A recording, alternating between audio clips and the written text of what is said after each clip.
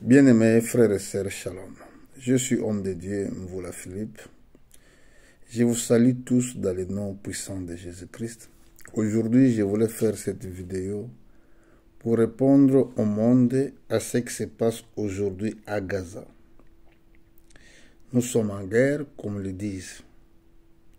Mais moi, étant que serviteur de Jésus-Christ, je voulais vous faire voir que toutes ces choses ont été déjà prédites aux prophètes, a été déjà prophétisé. Nous sommes là pour vous montrer seulement où ces choses, Dieu avait dit ça à ses prophètes. Je crois que nous allons regarder dans le livre de Genèse, au chapitre 15, verset 18, ce que Dieu avait dit à Abraham. Les frères musulmans, les musulmans qui écoutent la Bible, qui écoutent la parole de Dieu, ce n'est pas moi, et regardez ce que la Bible a dit. Je suis au verset 18. La Bible déclare: à ce jour-là, l'Éternel fit alliance avec Abraham et dit: je donne ce pays à ta postérité, depuis le fleuve d'Égypte jusqu'à grand fleuve, au fleuve d'Euphrate. Ici, nous voyons que Dieu avait donné la promesse. Il va donner ce pays. Quel était le pays? C'est Palestine aujourd'hui, c'est Israël. Que Dieu avait donné au fils d'Abraham. Il a dit à ce jour-là, l'Éternel fit alliance. Alliance, c'est un accord. Il a dit que je donne ce pays à ta postérité, depuis le fleuve d'Égypte jusqu'à grand fleuve, au fleuve d'Euphrate. Ça, c'est Israël. Mais Israël occupe seulement les petits territoires. Bon, regardez ce qui va donner ou ce qui va ramener la troisième guerre mondiale. Nous allons voir les Écritures. Je suis dans la Bible. Je suis au livre de Joël, au chapitre 3. Nous allons voir qu'est-ce que la Bible nous dit. Je suis dans le livre de Joël, chapitre 3. Je suis au verset 1. La Bible déclare: car voici à ce jour et à ce temps-là, quand je ramènerai les captifs de Juda et de Jérusalem.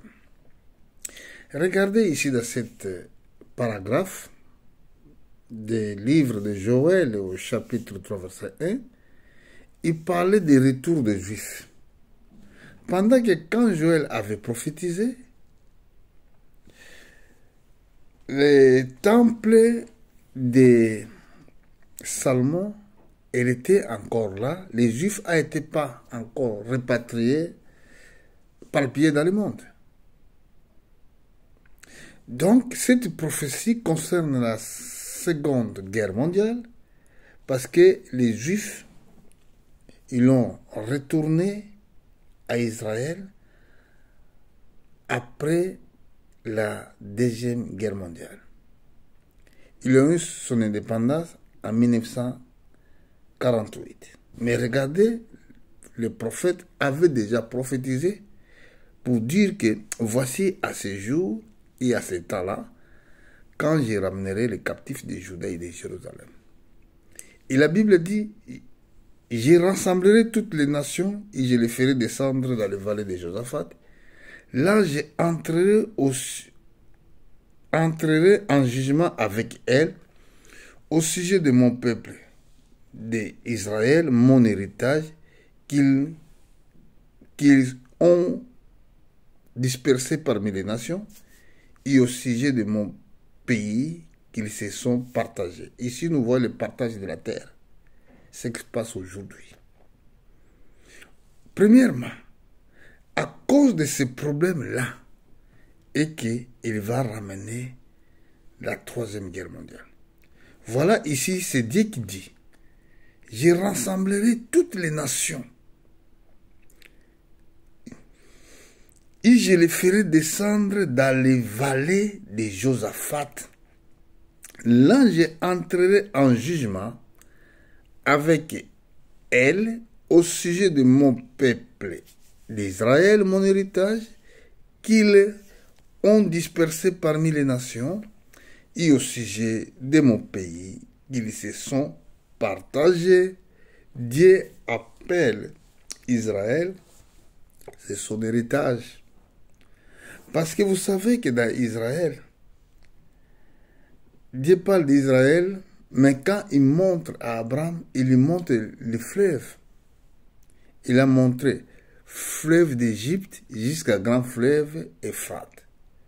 Mais si nous allons bien regarder pourquoi Dieu parle des fleuves, dans le livre de Genèse, au chapitre 2, je vais monter jusqu'à verset, je crois, au verset,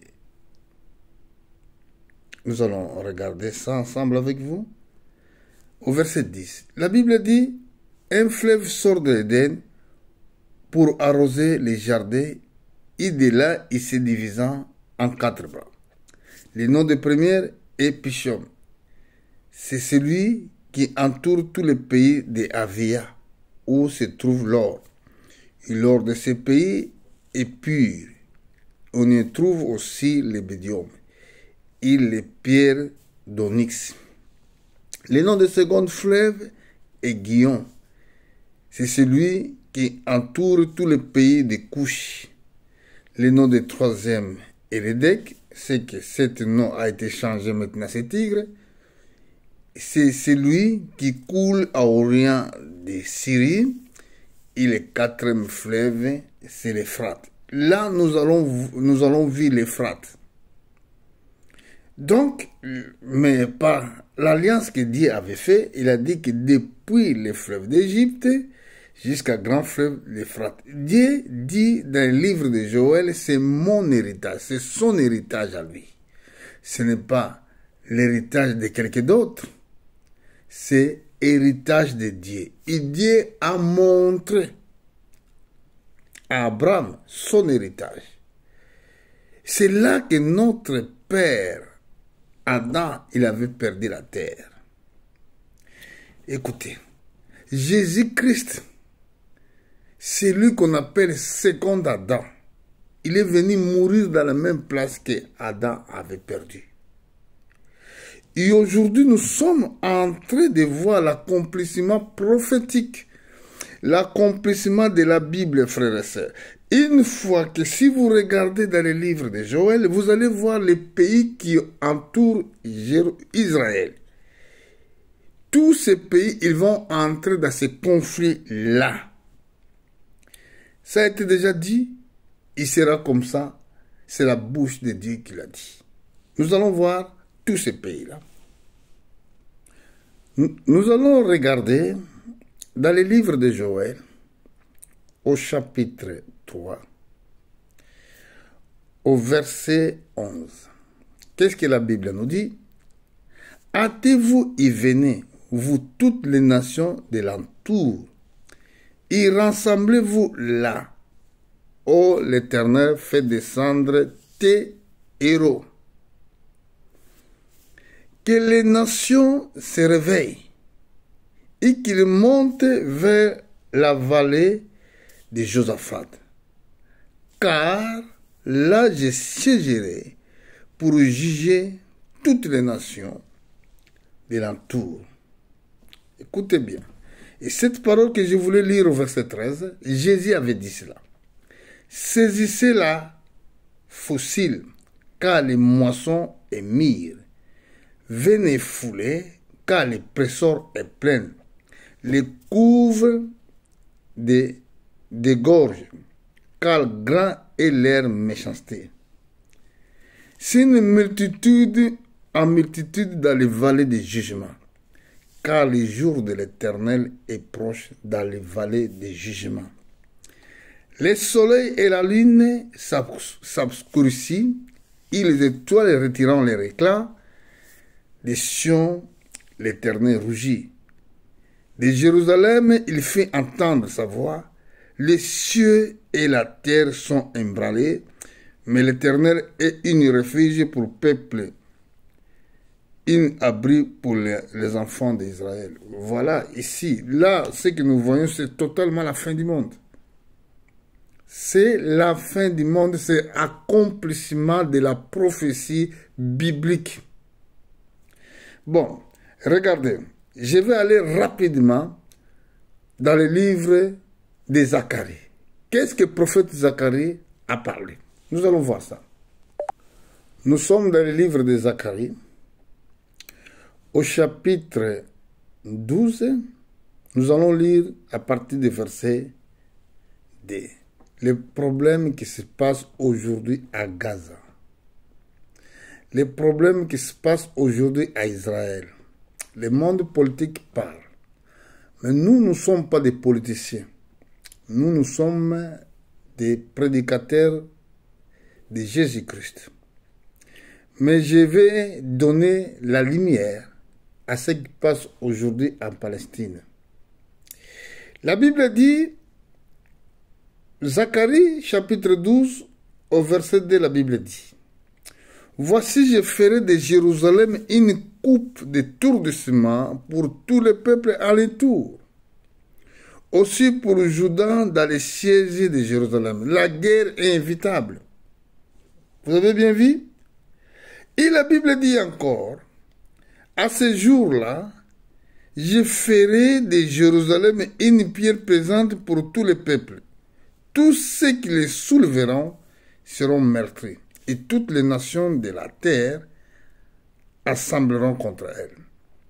Ce qui est dommage, pendant qu'il y a la guerre, il y a beaucoup de gens qui meurent, il y a des enfants, il y a des personnes âgées, des animaux. Tout ça, ils sont victimes de la guerre. Mais on ne peut pas l'éviter ces choses parce que c'est la prophétie. Moi, je t'évite tout simplement. Ceux qui ne croient pas à la Bible, c'est une parole de Dieu. Maintenant, je vous montre ce que vous êtes en train de voir. C'est ça, ce que Dieu avait prévu pour cette terre. Et je vais vous dire encore ce qui va arriver ensuite. Dans le livre de Zacharie, je suis au chapitre 14. Voici les Juifs, prêtez attention de ce que je voulais vous dire. La Bible dit au verset 1, voici les jours de l'Éternel, ça veut dire la fin du monde. Quand la Bible parle des jours de l'Éternel, dans les livres d'Apocalypse, la Bible nous dit les jours du Seigneur. Voici les jours de l'Éternel arrivent, et tes dépouilles seront partagées au milieu de toi. Vous voyez, ça c'est prophétie pour les Juifs. Écoutez bien verset 2. La Bible dit, je rassemblerai toutes les nations pour qu'il attaque Jérusalem. La ville sera vraiment attaquée. La ville sera prise. Les maisons seront pillées et les femmes violées. La moitié de la ville iront en captivité. Mais le reste du peuple ne sera pas exterminé dans la ville. Verset 3. Et l'Éternel paraîtra. Ah, ce combat que vous êtes en train de faire, il sera une guerre sainte. Il sera une guerre sainte parce que Dieu, il va défendre ce peuple-là. Même le monde les haït. Même les gens, tout le monde sont contre elle. Mais crois-moi qu'à cause de ce conflit-là, que Jésus-Christ va descendre. Regardez ici, écoutez bien. L'Éternel paraîtra, il combattra ces nations comme il a combat au jour de la bataille. Écoutez la prophétie. La Bible dit ses pieds se poseront à ce jour sur les montagnes de Olivier qui est vis-à-vis de Jérusalem du côté d'Orient. La montagne des Oliviers s'effondra par les milliers à Orient et à Occident. se formera une très grande vallée, une moitié de la montagne reculera vers le septentrion, une moitié vers le midi. Quand on voit septentrion, on voit la Russie. Quand on voit la midi, c'est la Chine. Ces deux pays-là. Donc, ça veut dire, nous devons prendre les menaces de Poutine avec le président chinois à compte. Et aussi, nous devons regarder aussi les séchements des fleuves Euphrate. Parce que tout ça, c'est lié dans cette prophétie. Nous allons voir ça pour finir.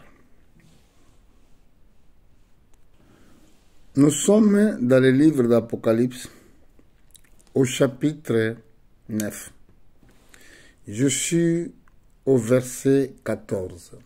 La Bible nous dit, « Il disant au sixième ange, qui avait la trompette, délia les 4 anges qui sont liés sur le grand fleuve Euphrate. Et les 4 anges qui étaient prêts pour errer les jours, les mois et l'année, furent déliés afin qu'ils tuent les tiers des hommes. Donc là, nous voyons que le fleuve est en train de sécher, mais dans ce fleuve, la Bible nous dit, Dieu avait lié les 4 anges. Ça veut dire les anges dessus, qu'ils vont détruire un tiers des hommes sur la terre. Donc ça nous révèle, ou ça nous montre que cette guerre est inévitable. C'est triste, mais inévitable.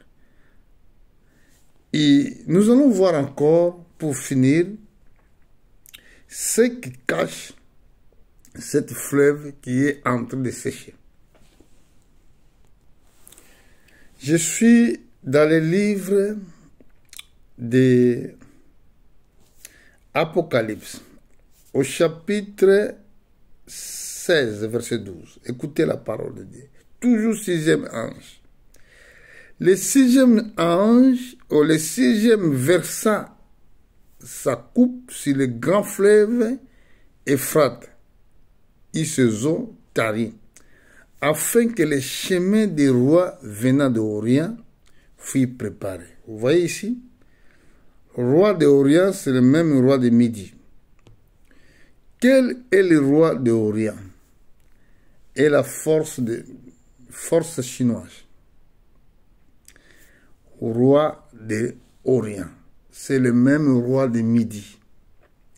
J'ai vu sortir de la bouche des dragons et de la bouche de la bête et de la bouche des faux prophètes 3 esprits impurs semblables des greniers, car sont des esprits des démons qui font des prodiges et qui vont vers les rois de toute la terre afin de les rassembler pour le combat du grand jour de Dieu Tout-Puissant. Voici, je viens comme un voleur. Heureux celui qui veille et qui garde ses vêtements, afin qu'il ne marche pas nu et qu'on ne voit pas sa honte. Écoutez, verset 16. Ils rassembleront dans le lieu appelé en hébreu Armageddon. Voilà la guerre qui est en train de qui est près de commencer. Les chrétiens, ouvrez vos yeux, parce que ici, c'est la révélation de notre temps. Nous sommes dans le temps qui est difficile. Notre Seigneur vient bientôt. Les signes de séchement d'Euphrate, ça veut dire le 6e ange, il a déjà versé il a versé quelque chose dans l'eau afin que l'eau tarisse. Même les gens disent non, ce problème climatique et tout ça, c'est les scientifiques. Mais ce que je vous dis, c'est prophétique. Le 6e ange, versant se coupe. Donc maintenant, nous sommes dans la période du 6e ange. Toute chose, déjà, Dieu avait préparé ça avant même la fondation du monde. Donc ceux qui vont croire à ce message, à cette parole, Dieu les bénira. Et préparez-vous, Jésus vient bientôt. Et à bientôt. Que Dieu vous bénisse. Merci beaucoup.